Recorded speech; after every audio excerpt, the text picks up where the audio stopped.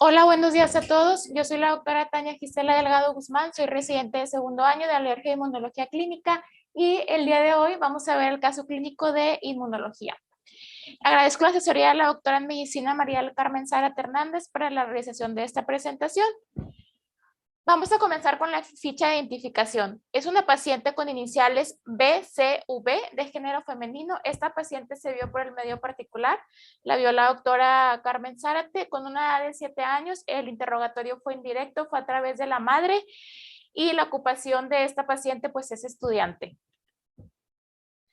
Como antecedentes familiares de importancia tenemos una madre de 30 años, antecedente de cuadro único de herpes bucal hace 3 años, el cual fue manejado por valgaciclovir, padre de 32 años, un episodio de herpes genital que presentó, el cual fue tratado con una crema tópica que no especificada y no refiere pues ninguna otra fecha del episodio, ni tampoco otro episodio anterior en cuanto a esto. Y niega familiares con infecciones frecuentes en la familia, consanguinidad e inmunodeficiencias primarias. Como antecedentes perinatales, es un producto de la primera gesta, fue un embarazo planeado y deseado. La mamá tomó ingesta de vitaminas, ácido fólico, llevó en control prenatal. Aparentemente tuvo 6 consultas prenatales y realizó aproximadamente 3 ultrasonidos. Nace vía parto autóxico a las 40 semanas de gestación. Lloró y respiró al nacer, con un peso al nacer de 3,500 gramos y una talla de 49 centímetros. Tuvo alta conjunta, tamiz neonatal realizado, lo reporta la mamá como normal. La onfalorexis la refiere a la caída a los 7 días de vida. La alimentación, fue alimentado con seno materno exclusivo, aparentemente hasta los 6 meses de edad. Y las inmunizaciones, esquema de vacunación incompleto, falta refuerzo de TD, no muestra la cartilla. Y el desarrollo psicomotor aparentemente anormal. Bueno, eso está mal. De antecedentes personales patológicos de la paciente, a los 40 días de vida presentó una neumonía viral, un internamiento durante 7 días.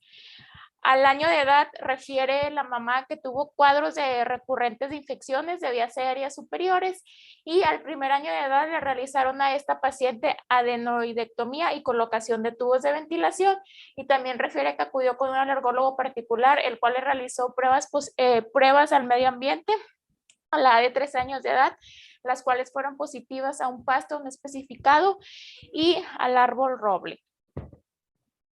Su motivo de consulta fue lesiones herpéticas.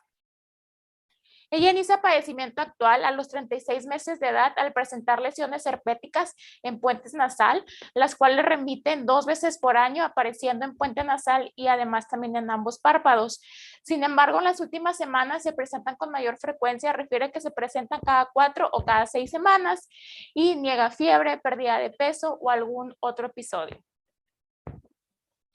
A la exploración física, estas son fotos de la paciente, como podemos ver aquí, pues prácticamente en el puente nasal podemos ver las vesículas y también aquí pues alrededor del párpado y también con un área eritematosa. En cuanto a los signos vitales, todos estaban normal con un peso de 21 kilos la paciente. Por lo que a esta paciente pues se le decidió hacer el estudio para sospecha de error innato de la inmunidad.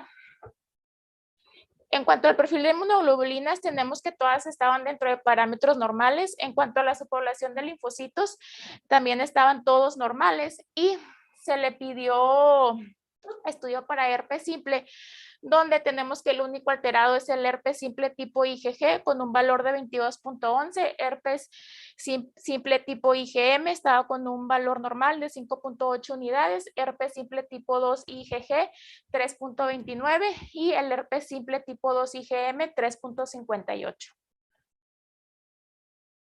Por lo que el diagnóstico de esta paciente es infecciones virales de repetición por herpes y sospecha de error innato de la inmunidad.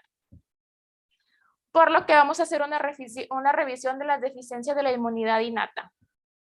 Tenemos como introducción que la inmunidad innata va a constituir la primera línea de defensa, esto contra las infecciones. Los componentes de la inmunidad innata van a estar en el organismo, estos aún antes de exponernos a los microorganismos infecciosos, por lo que la inmunidad innata va a ser rápidamente activada, esto al detectar un microorganismo en el cuerpo, y las respuestas inmunes innatas se desarrollan a mayor velocidad que las respuestas adaptativas. En cuanto a la inmunidad innata, tenemos que va a estar compuesta por las barreras epiteliales, los fagocitos, el complemento y las células natural killer, a diferencia de la inmunidad adaptativa, la cual va a estar compuesta por los linfocitos B y los linfocitos T.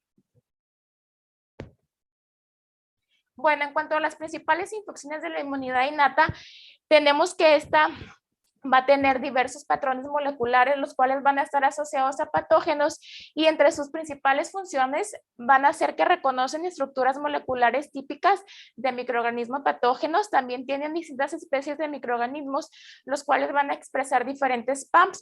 PAMPs quiere decir patrones moleculares asociados a patógenos, y también son moléculas microbianas reconocidas por el sistema inmune innato, los cuales van a ser productos esenciales para la supervivencia de los microorganismos. También va a estar compuesta por patrones moleculares asociados a daño celular. Entre las principales funciones son que son reconocidos por el sistema inmune innato, esto con el fin de eliminar células dañadas e iniciar los procesos de reparación tisular en el cuerpo. Y por último, los receptores de patrones moleculares, los cuales van a ser utilizados por la inmunidad innata y se van a localizar en diferentes sitios celulares como el citoplasma o la membrana. En cuanto a la susceptibilidad a infecciones virales, como fue el caso de la paciente que se presentó, bueno, constantemente el ser humano está bajo el ataque de microbios invasores. En este caso, pues pueden ser los virus o pueden ser las bacterias o otro tipo de patógenos. La forma en la que el huésped humano detecta y responde a los virus invasores va a determinar el resultado de estas infecciones, por lo que la detección inicial de la infección por virus depende de la detección de ácidos nucleicos virales como ADN o ARN, los cuales van a ser detectados por el huésped, esto mediante receptores de reconocimiento de patrones, y los interferones tipo 1 y tipo 2 son poderosos agentes antivirales, ya que van a inducir la expresión de genes estimulados por interferón, los cuales van a actuar como factores de restricción virales directos, estableciendo así el estado antiviral en las células vecinas no infectadas. Bueno, pueden existir varias inmunodeficiencias, las cuales van a disponer a enfermedades virales graves, los cuales se distribuyen de manera reciente a defectos en la vía de señalización de interferón de receptor tipo TOL, por lo que cuando se llega a presentar algún tipo de infección viral, por ejemplo en las personas no inmunodeprimidas, estas pueden llegar a ser asintomáticas o pueden llegar a presentar manifestaciones clínicas leves, a comparación de una persona que tiene algún tipo, que está inmunocomprometida, que puede ser debido a una inmunodeficiencia genética o una terapia con medicamentos inmunosupresores. Las infecciones virales pueden llegar a provocar una enfermedad la cual puede ser potencialmente mortal, pueden llegar a presentar infecciones graves persistentes, recurrentes, los cuales pueden ser refractarias a la terapia y van a ser causadas por virus de baja virulencia que van a prevalecer en la comunidad. Bueno, la mayoría de los errores innatos de la inmunidad por defectos en la inmunidad innata van a predisponer particularmente a infecciones por un solo grupo de microorganismos. Entre los principales van a ser defectos en la señalización de receptores tipo TOL, defectos en la señalización del factor nuclear kappa beta, enfermedades susceptibles mendeliana por infección por micobacterias, enfermedades por susceptibilidad a infecciones por virus del herpes humano, candidiasis mucocutánea crónica, deficiencias en las células natural killer y defectos genéticos que ocasionan asplenia funcional. De acuerdo a la Unión Internacional de Sociedades Inmunológicas, la IUS, existe una clasificación de las deficiencias de la inmunidad innata, las cuales vamos a ir viendo en esta sesión, que es la predisposición a las infecciones bacterianas causada por patógenos biógenos, predisposición a infecciones parasitarias y fúngicas, susceptibilidad mendeliana a micobacterias y por último susceptibilidad a infecciones virales. Y vamos a comenzar con las infecciones bacterianas parasitarias con predisposición a infecciones bacterianas invasivas biógenas, los cuales nos vamos a enfocar en dos defectos, que va a ser el defecto de IRAK4 y MIT88.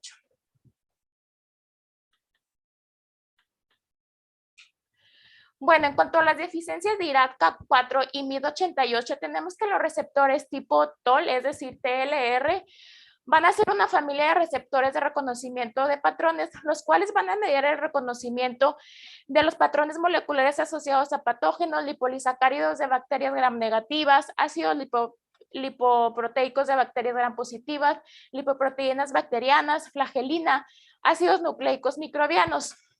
Entonces, los receptores tipo TOL van a estar unidos al receptor de interleucina 1, esto mediante un dominio intracelular, el cual tiene por nombre TIR. Como podemos ver aquí, todos los receptores van a estar unidos a este dominio, que significa receptor TOL interleucina 1, el cual este receptor tipo TIR va a ser necesario para poder activar la vía MAP y la vía clásica de factor de nuclear capa beta y así producir pues toda la traducción de señales. La vía clásica de los receptores tipo TOL puede ser activado por todos los receptores tipo TOL, excepto por el receptor tipo TLR3. Como podemos ver aquí, pues no está el receptor tipo TOL3. Los receptores tipo TOL pueden llegar a desencadenar una activación de respuestas de anticuerpos IgM, IgA o IgA. Además, también pueden llegar a activar las células TH1, células TH17, las células CD4 y las respuestas de células TCD8, las cuales pueden llegar a activar también las vías de traducción de señales que van a desencadenar una cascada inflamatoria. Estas deficiencias van a ser causadas por alteraciones en cuanto a la señalización de la vía canónica TIR. En cuanto a la deficiencia de IRAK4, esta va a ser autosómica recesiva, va a ser una mutación en el gen IRAK4, va a ser homocigoto, también puede ser heterocigoto compuesto. En cuanto a la deficiencia MID8, también va a ser autosómica recesiva, va a ser una mutación en el gen MID88, puede ser homocigoto o puede ser heterocigoto compuesto. Entonces, la diferenciación mieloide, o sea, quiere decir MID88, va a ser una proteína adaptadora citosólica que se va a unir al receptor tipo TOL e interleucina 1, también al receptor, esta a través pues de un dominio TIR. Como se mencionó, pues para poder activar la vía de señalización de MAPK y de factor de nuclear capa beta. En cuanto a las manifestaciones clínicas, bueno, estos pacientes van a ser susceptibles a enfermedad neumocócica, las cuales pueden ser infecciones bacterianas graves y recurrentes, sobre todo durante la primera infancia.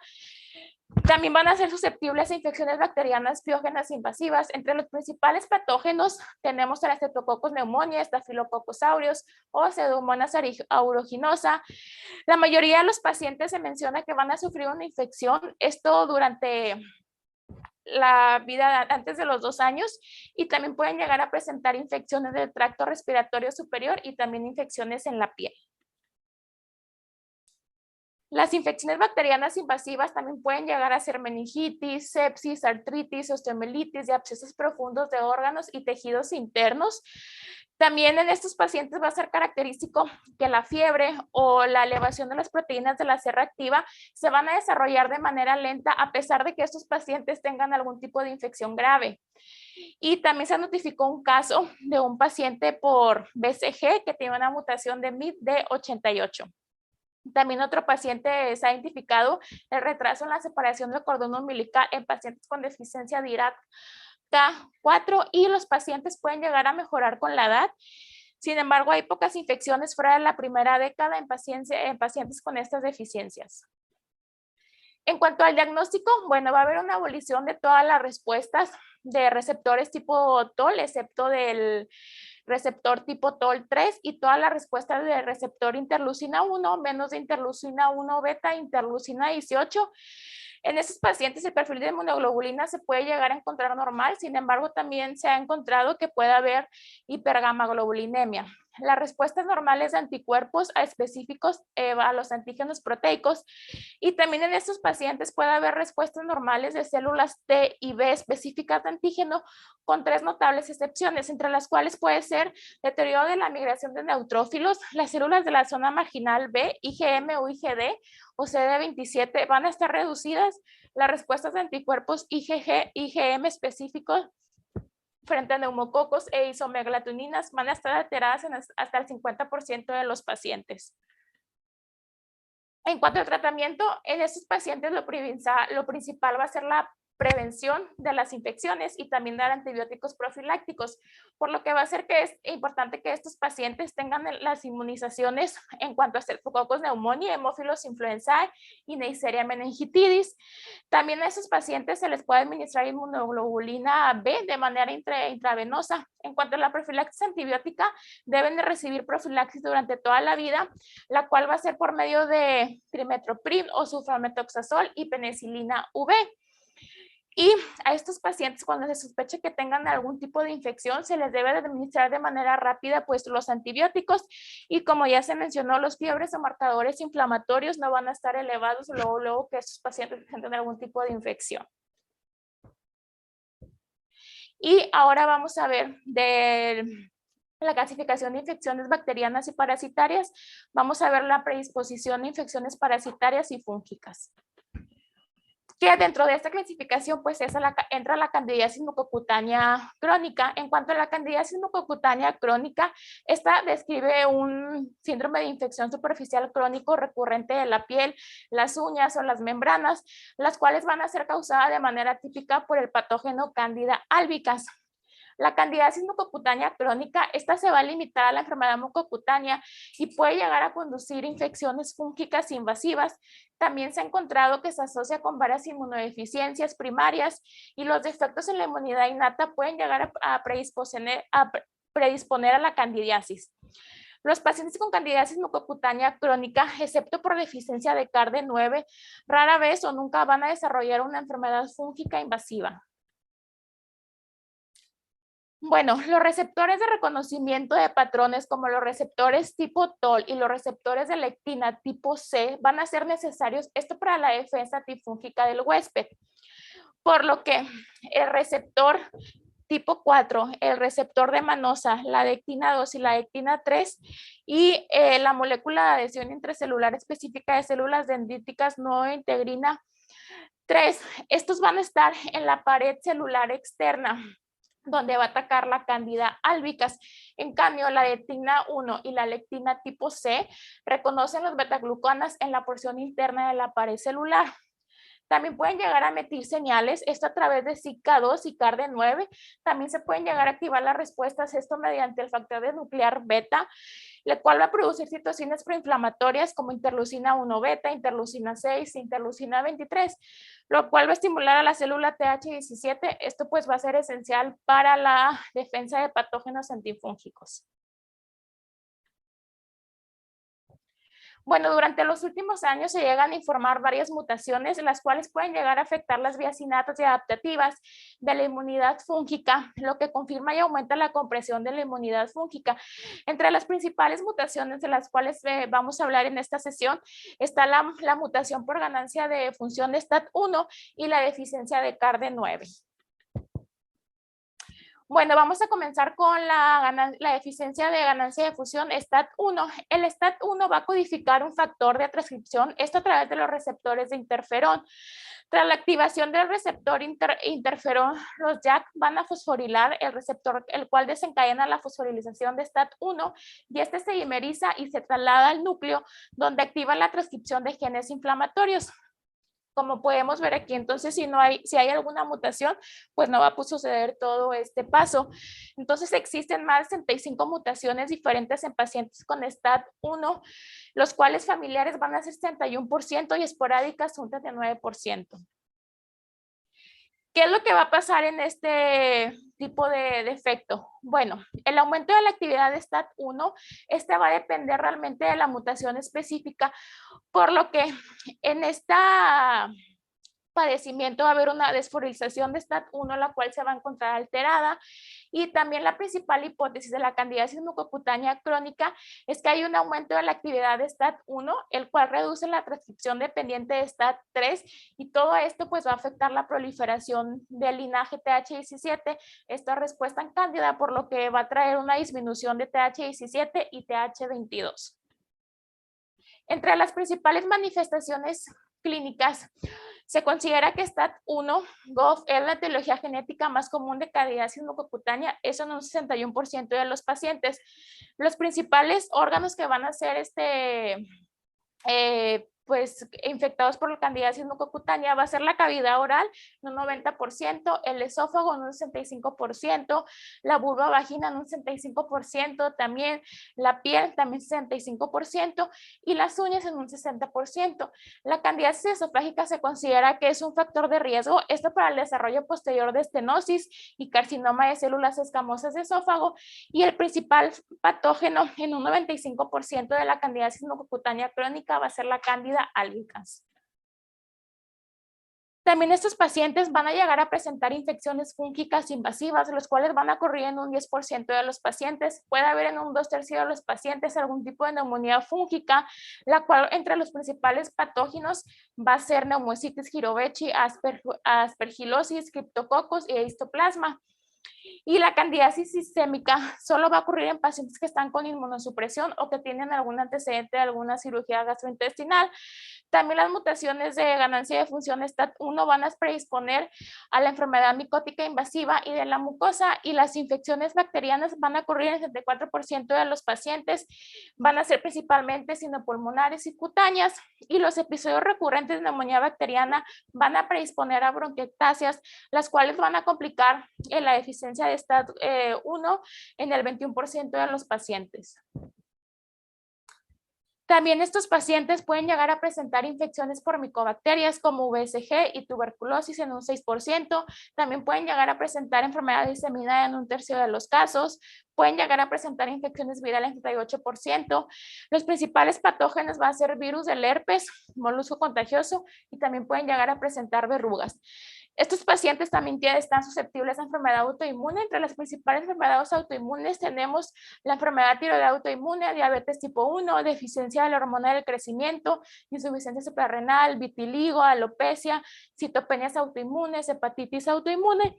Y también estos pacientes pueden llegar a presentar enfermedades atópicas como asma y eczema en un 20%, y también se ha encontrado que pueden llegar a presentar aneurisma en un 6%. En cuanto a las principales anomalías inmunológicas, va a ser linfocitopenia absoluta en un 19%, también pueden llegar a presentar recuentos bajos de células B, también pueden llegar a presentar linfocitopenia de CD4 y linfocitopenia de CD8, también pueden llegar a presentar niveles de TH17 bajo, también se van a observar niveles de células natural killer bajos en un 25%, y en el 27% de los pacientes se van a observar niveles normales o elevados de la IgG en suero. También puede llegar a haber una respuesta alterada de los antígenos proteicos relacionados con la vacuna en un 23%. En cuanto al diagnóstico de STAT1 ganancia de función, bueno, puede llegar a haber un aumento de la actividad de STAT1 en cuanto a la citometría de flujo, la cual va a ser importante para medir la fosforilización de STAT1. Va a haber una estimulación con interferón alfa o interferón gamma, y también en estos pacientes el diagnóstico se va a hacer mediante la secuenciación genética.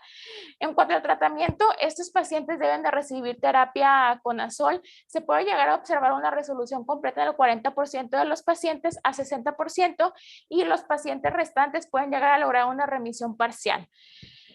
Una resolución completa puede ser infrecuente en los pacientes que van a tener una afectación de piel o las uñas. También puede haber una recurrencia en el 80% de los pacientes, por lo que estos pacientes va a ser necesario que reciban una profilaxis con un tipo de azol a largo plazo. También en estos pacientes se ha demostrado el uso de los inhibidores JAK y también el trasplante de células hematopoyéticas. Sin embargo, no está claro cómo este tratamiento puede ayudar a los pacientes. Y ahora vamos a ver la deficiencia de CARD9. Bueno, se considera que la proteína 9 contiene el dominio de reclutamiento de caspasa, el cual va a ser altamente expresado, esto en monocitos, macrófagos, células dendríticas y neutrófilos.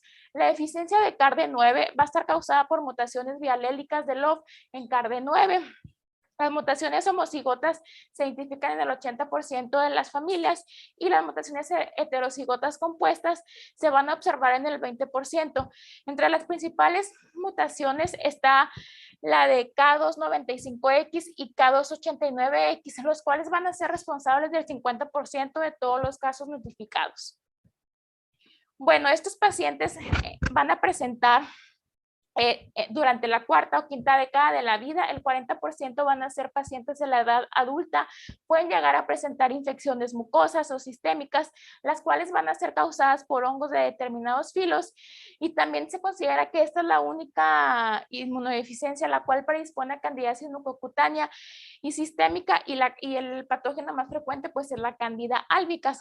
También se considera que el sistema nervioso central es el sitio más común de afectación, seguido del hueso, y la candidiasis del sistema nervioso central a menudo se manifiesta como meningoencefalitis o abscesos intracraneales o con hidrocefalia obstructiva o sin esta. Y también se va a encontrar en estos pacientes neutrófilos ausentes, esto en el líquido cefalorraquídeo, exudado del absceso y también las muestras de biopsia. Estos pacientes también pueden llegar a presentar, se pueden llegar a infectar los tejidos queratinizados superficiales que se van a manifestar como tiña o onicomicosis, y también pueden llegar a presentar dermatofitos profunda, pueden presentar linfadenitis, formación de fístulas, los cuales puede haber diseminación en el sistema nervioso central. Entre los principales patógenos encontrados está el Trichofiton rubrum y el Trichofiton violaceum. También pueden llegar a presentar feofomicosis subcutánea. Feofomicosis quiere decir que va a estar causada por hongos negros. Principalmente se van a llegar a afectar la cara. En la biopsia se va a encontrar inflamación granulomatosa con linfocitos y eosinófilos dispersos. También se han reportado casos en 3 pacientes que presentan aspergilosis extrapulmonar y afectación intraabdominal o retroperitoneal en 3 pacientes. El diagnóstico en estos pacientes se va a encontrar que va a haber hasta un 30% hiperosinofilia. También va a haber un recuento de neutrófilos, de monocitos, de células T, B y natural killer en sangre periférica, los cuales pueden llegar a ser normales. Las células TH17 se pueden encontrar normal o se pueden encontrar reducidos. Y también va a ser importante en estos pacientes pues hacer una secuenciación genética. El tratamiento, bueno, en esos pacientes se ha administrado el factor estimulante de colonias de granulocitos y macrófagos, los cuales prometen diversos resultados. El tratamiento antifúngico debe ser de amplia cobertura. Se les debe administrar a estos pacientes pues un trazol y anfotericina B. También todos los pacientes que llegan a presentar deficiencia de CARD9 que sobreviven a infecciones sistémicas van a requerir profilaxis antimicótica de por vida, a menos que se realice pues un trasplante autólogo de células madre hematopoyéticas. Y ahora vamos a ver las infecciones virales, vamos a ver la susceptibilidad mendeliana a enfermedades micobacterianas. Bueno, tenemos que la susceptibilidad mendeliana a las enfermedades micobacterianas es una condición hereditaria rara caracterizada por predisposición selectiva a la enfermedad clínica causada por micobacterias débilmente virulentas, como las vacunas del bacilo Calmette-Guerin y micobacterias ambientales no tuberculosas. Este tipo de enfermedad pues se va a presentar en sujetos sanos. Va a comenzar durante la infancia y de forma más rara en la adolescencia y en la edad adulta. También se puede llegar a encontrar infecciones localizadas hasta infecciones diseminadas y afecta aproximadamente de 1 a 50,000 personas. La primera etiología se descubrió en el año 1996. Bueno, estos pacientes van a ser vulnerables a Mycobacterium tuberculosis más virulenta. También se considera que alrededor de la mitad de ellos tienen una enfermedad clínica causada por Salmonella no tifoidea o de forma más rara fiebre tifoidea. Las puede haber desde formas leves de candidiasis mucocutánea crónica, y también se ha encontrado que estos pacientes pueden llegar a presentar infecciones causadas por diversas bacterias intramacrofágicas como listeriosis, nocardiosis o klebsiellosis. También se han encontrado pacientes que van a presentar candidiasis fúngica, paracoccidiomicosis o coccidioidomicosis, también por parásitos como leishmaniasis o toxoplasmosis. Y el eje interleucina 12, interleucina 13 y gen estimulado 15 por interferón e interferón gamma es fundamental, esto para la defensa del huésped contra la infección por micobacterias, por lo que las anomalías de los componentes de este eje van a dar como resultado una producción deficiente de interferón gamma o una respuesta también deficiente de interferón gamma.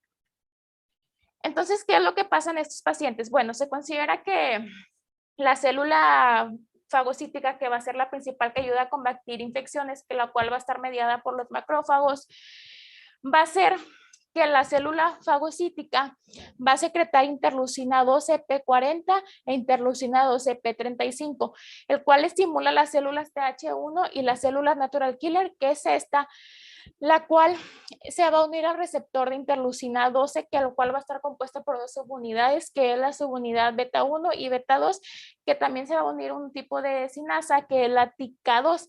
Y todo esto va a suceder que haya la traducción de señales, esto mediante STAP4, la cual va a hacer que se secrete interferón gamma, la cual se va a unir al receptor de interferón gamma, la cual va a estar compuesta también por dos subunidades, que va a ser interferón gamma receptor 1, interferón gamma receptor 2, y todo esto pues va a ayudar a combatir las infecciones fúngicas, y en dado caso que exista algún tipo de alteración en el eje de interleucina 12 e interferón gamma, pues va a hacer que los pacientes sean más susceptibles a un tipo de enfermedad por micobacterias. Bueno, esta tabla muestra los defectos genéticos en cuanto a la susceptibilidad mendeliana a enfermedades micobacterianas, y la mutación más frecuente en un 40% va a ser la interleucina 12 RB1, la cual va a ser autosómica recesiva. Estos pacientes pueden llegar a tener infecciones por micobacterias, también infecciones por salmonela e infecciones por paracoccidoides brasilensis, candidiasis mucocutánea crónica y leishmaniasis. Bueno, se puede dividir en cuanto a enfermedad mendeliana, susceptibilidad micobacteriana aislada, la cual tiene una predisposición selectiva a una o más infecciones micobacterianas y relacionadas, o también puede ser sindromática, la cual quiere decir que hay una combinación del fenotipo infeccioso de la enfermedad micobacteriana con fenotipos clínicos adicionales, fenotipos infecciosos o otros fenotipos, y se han demostrado que son 18 genes causantes y 33 etiologías genéticas. En cuanto a las principales manifestaciones clínicas, estos pacientes pueden llegar a presentar una infección localizada hasta una infección diseminada con osiformación de granulomas. Los pacientes que van a presentar una deficiencia recesiva completa de interferón gamma receptor van a tener un inicio temprano, esto antes de los 3 años. También van a ser susceptibles a infecciones por micobacterias graves de inicio temprano, los cuales pueden llegar a formar granulomas profundos, que van a tener múltiples bacilos ácidos resistentes. También pueden llegar a presentar infecciones virales, esto por citomegalovirus y el virus del herpes humano tipo 8. En cuanto a los pacientes que van a presentar algún tipo de deficiencia parcial de interferón gamma receptor, pueden llegar a presentar infecciones micobacterianas más adelante durante la vida, pueden llegar a presentar granulomas, también van a responder a los antibióticos antimicobacterianos, también pueden llegar a presentar salmonelosis no tifoidea, histoplasmosis o listoriosis o coccidiomicosis también, o también se han reportado casos de osteomelitis. También se ha reportado osteomolitis, esto es alta, va a ser en los pacientes que tengan algún tipo de deficiencia de interferón gamma receptor 1 o también de interferón gamma receptor 2 o que tengan algún tipo de deficiencia de STAT1, por lo que la señalización de interferón gamma pues se va a encontrar de manera deteriorada. En cuanto a las respuestas inmunitarias deterioradas de los virus con algunas etiologías genéticas, pues tenemos todas estas deficiencias de los genes. Bueno, en cuanto a la deficiencia de interleucina 12 receptor beta 1, tenemos que esta va a ser similar a la deficiencia parcial de interferón gamma. Sin embargo, la salmonelosis no tifoidea va a ser más frecuente en un 50%. Estos pacientes también pueden llegar a presentar susceptibilidad a Mycobacterium tuberculosis, también pueden llegar a presentar granulomas, los cuales van a ser multibacilares. También pueden llegar a ser muy heterogénea, la cual puede ser desde la muerte temprana en la infancia hasta pasar a la etapa adulta de manera sintomática. También pueden llegar a presentar candidiasis mucocutánea, la cual va a ser recurrente o persistente. También pueden llegar a presentar leishmaniasis recurrente o toxoplasmosis, y también pueden llegar a presentar infecciones por Klebsiella pneumoniae. Se ha reportado también en 1 o 2 pacientes que van a tener infecciones por paracoccidosis brasilensis, coccidiosis, histoplasma y Cryptococcus neoformans. En cuanto al diagnóstico de este padecimiento, bueno, se considera que en las regiones del mundo donde la vacunación con BCG es de rutina, la enfermedad clínica por BCG podría ser la primera y única característica de presentación. Estos pacientes deben tener un abordaje inicial como cualquier sospecha de error innato de la inmunidad. También se va a encontrar en la citometría de flujo que se va a identificar interferón gamma receptor 1, el tipo 2, STAT1, interleucina 12, beta 1, interleucina 12, receptor beta 2 y RF8. En cuanto a la producción de citocinas, bueno, el interferón gamma e interleucina 12 por estimulación en sangre va a ser entera o en células monoclonales sanguíneas periféricas por citometría de flujo o por ELISA, y el diagnóstico de confirmación va a ser mediante la secuenciación genética. En cuanto al tratamiento de estos pacientes, bueno, el pilar van a ser los agentes antimicobacterianos de múltiples fármacos, los cuales se van a usar para tratar pues todas las micobacterias según el microorganismo causante o los síntomas que llega a presentar el paciente. Los pacientes, estos van a ser refractarios al tratamiento estándar o pueden llegar a presentar infecciones recurrentes, por lo que se requiere una duración o una intensidad prolongada de la terapia antimicobacteriana. También a estos pacientes se les puede administrar interferón gamma, sobre todo los pacientes que van a tener alguna deficiencia parcial de interferón gamma receptor 1, que tengan ya sea que sea autosómica dominante o autosómica recesiva, o también pacientes que lleguen a presentar una deficiencia parcial de interferón gamma, receptor 2, o deficiencia de interleucina 12p40, o una deficiencia de interleucina 12R beta 1. También se ha encontrado que los pacientes se van a requerir algún trasplante de células hematopoyéticas, sobre todo en los pacientes que llegan a presentar deficiencia completa de interferón gamma receptor 1 e interferón gamma receptor 2 o deficiencia de STAT1, el cual se considera que es la única terapia curativa y va a ser necesaria para la supervivencia de pacientes con formas graves. Y vamos ahora a ver la susceptibilidad a infecciones virales. Bueno, tenemos el síndrome en inglés que significa WIN, que este se va a significar verrugas, que es la letra W, la letra H, que va a ser hipogamaglobulinemia, la letra I, bueno, va a ser inmunodeficiencia, la cual va a estar compuesta por infecciones, y la letra M, mielocectasis, que significa neutropenia grave, el cual se va a deber a mutaciones en los receptores de quimiosina CXR4 y CXR2. Bueno, estos pacientes van a presentar mielocectasis, la cual se va a componer de neutropenia grave, ya que los neutrófilos no pueden llegar a migrar de la médula ósea. También va a haber una deficiencia en cuanto a las células B, y se considera que las mutaciones de ganancia de función neurosómica dominante en CXCR4 va a aumentar la capacidad de respuesta de este receptor a CXCL12, por lo que va a haber una liberación retardada de neutrófilos maduros de la médula ósea, y posteriormente pues va a llegar a la neutropenia periférica. Y también la mutación autosómica recesiva de pérdida de función en CXCR2 va a ocasionar que esto se asocie a mieloptasia e infecciones recurrentes. Bueno, estos pacientes van a presentar verrugas en un 62%, también pueden llegar a presentar hipogamaglobulinemia en un 47%, infección en 89% y mielocectasis en un 67%. También pueden llegar a presentar verrugas por virus de papiloma humano, los cuales se pueden llegar a presentar en la primera infancia, pueden ser de manera localizada o pueden llegar a ser hasta verrucosis cutánea extensa. Pueden llegar a presentar infecciones recurrentes desde la infancia, las cuales va a estar caracterizada por neumonía, sinusitis, otitis, celulitis, periodontitis y abscesos. También se han encontrado pacientes que van a presentar algún tipo de cardiopatía como tetralogía de Fallot. Riesgo de cáncer va a ser en un 30% de los pacientes, o pueden llegar a presentar linfomas de células B positivos para virus de Epstein-Barr, linfomas de células T, carcinomas vulvolares, carcinomas de células basales, células escamosas, los cuales van a ser inducidos por virus de papiloma humano. Bueno, ¿cuándo se va a sospechar el WIN? Cuando un paciente tenga verrugas, leucopenia, neutropenia grave o que padezca hipogamaglobulinemia, por lo que estos pacientes van a presentar neutropenia grave con un recuento absoluto menor a 300, y la verificación de mutaciones de enfermedad en CXR4 pues va a ayudar a confirmar el diagnóstico.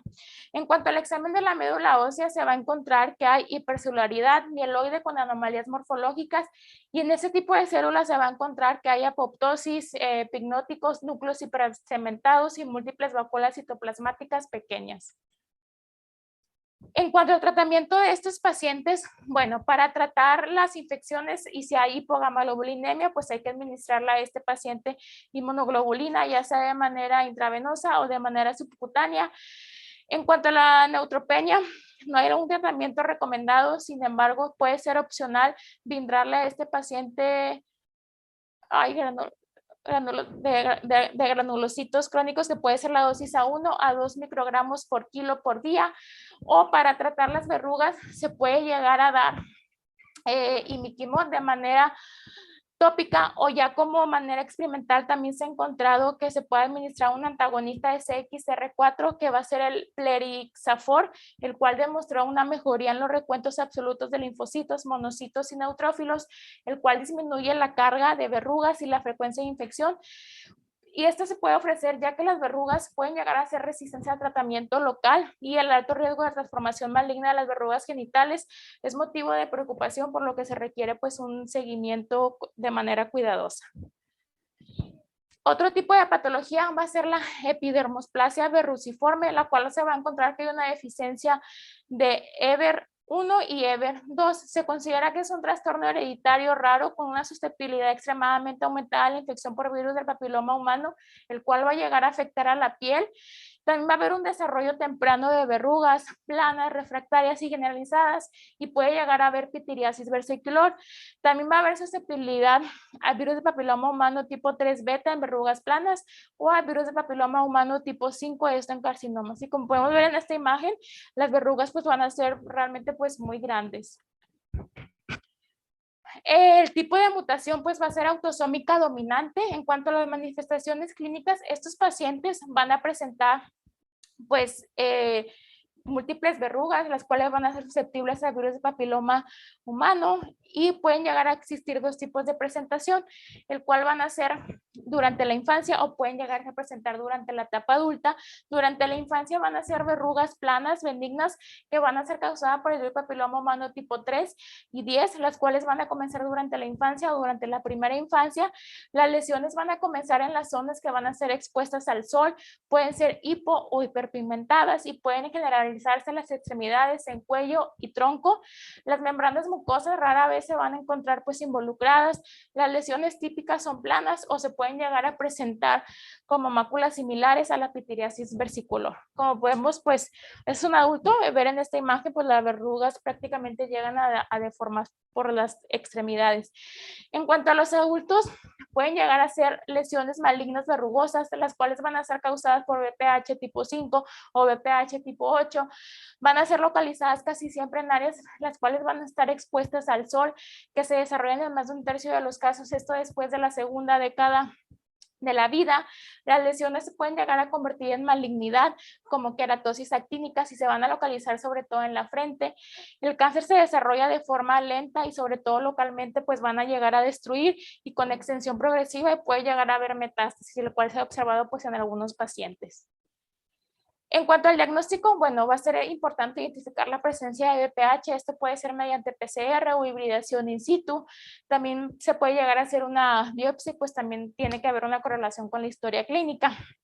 También tiene que haber un análisis mutacional de los genes donde se va a encontrar EBR1 o EBR2. En cuanto al tratamiento, realmente pues no hay ninguna terapia definitiva. Las lesiones van a ser refractarias al tratamiento convencional. No va a haber una regresión completa de las lesiones. Sin embargo, hay estudios donde se ha usado 5-fluoracilo, imiquimod, interferón alfa 2, interferón alfa 2A. También se puede llegar a usar retinoides, o también se puede llegar a ver una resección quirúrgica. Y por último, la encefalitis por herpes viral. Bueno, este es un grupo de trastornos hereditarios que conduce a una señalización del receptor tipo 3, la cual va a estar deteriorada, y va a haber susceptibilidad de encefalitis causada por herpes simple en la infancia. El receptor tipo 3 va a través del interferón beta, el cual es un inductor que contiene el dominio TIR. Como podemos ver aquí, el receptor tipo 3 va a activar al factor asociado al receptor de factor de necrosis tumoral, que significa el TRAF3. Posteriormente, el TRAF3 va a conducir a la expresión de factores reguladores de interferón tipo 3 y 7, lo cual conduce a la transcripción de interferones tipo 1 y el receptor tipo 3, este se va a expresar sobre todo en el sistema nervioso central, en las células epiteliales y en las células dendríticas, y también la inducción dependiente del receptor tipo 3 de interferón alfa, beta y delta. Esta va a ser necesaria pues para la inmunidad frente a la infección del sistema nervioso central, esto por el virus del herpes tipo 1, el cual se presenta durante la infancia. Bueno, es una deficiencia autosómica recesiva y también puede ser autosómica dominante del receptor tipo TOL3. Las mutaciones en TRAF13 se han encontrado. También puede haber alguna mutación en TRIF, molécula adaptadora del receptor tipo TOL1, en la quinasa de unión ATAC, una mutación también en el gen Un93B1, y también esos pacientes pues se ha asociado que tienen susceptibilidad a la encefalitis por herpes simple, y también puede llegar a ocurrir entre los 3 meses y los 6 años de edad. En cuanto a las mutaciones, pues puede ser autosómica dominante, autosómica recesiva. Las manifestaciones clínicas se pueden llegar a presentar durante cualquier edad. Sobre todo las manifestaciones se van a asociar a, pues, a clínica de encefalitis. El diagnóstico va a ser pues por sospecha clínica. Puede haber alteración en el número de células inmunológicas. También va a haber una respuesta deficiente de algunas líneas celulares a la estimulación de agonistas de TLR3, como células TCD8, células dendríticas y células natural killer.